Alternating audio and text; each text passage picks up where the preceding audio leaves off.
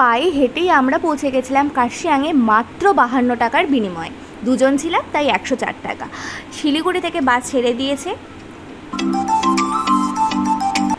পাশেই পড়েছিল একটা বিএসএফ ক্যাম্প। এরপরে আমরা চা বাগানের ভিউ নিতে নিতে সোজা পৌঁছে গেলাম কার্শিয়াংয়ে।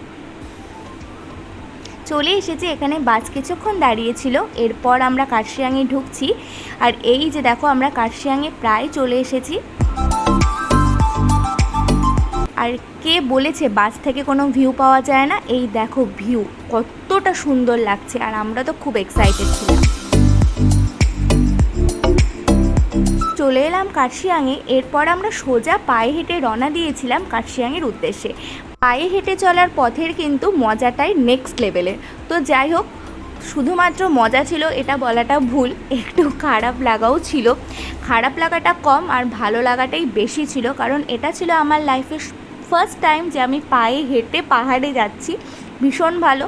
তো যাই হোক, অ্যাটলিস্ট আমরা পৌঁছে গেছিলাম। আর এই দেখো, জাস্ট ভিউটা তো অসাধারণ লাগছে। মনে হচ্ছিল যেন আমরা মেঘের মুলুকে চলে এসেছি। এত কষ্ট করে আসার পরে অ্যাটলিস্ট আমাদের প্রতীক্ষার অবসান হলো, যার জন্য আমরা কার্শিয়াংয়ে এসেছিলাম। তো যাই হোক, আমরা ফার্স্টেই ভেবে নিয়েছিলাম যে আমরা পায়ে হেঁটেই এখানে আসব। তো অ্যাটলিস্ট আমাদের জীবনে আসাটা সার্থক। বজরংবলীর দর্শনে এসে জীবন ধন্য আমার। তো যাই হোক, খুব ভালো লেগেছে আমার এখানে এসে। আর জায়গাটা তো অসাধারণ। তোমরাও তোমাদের এক্সপিরিয়েন্স শেয়ার করো। দেখা হচ্ছে অন্য কোনো ভিডিওতে। Bye bye.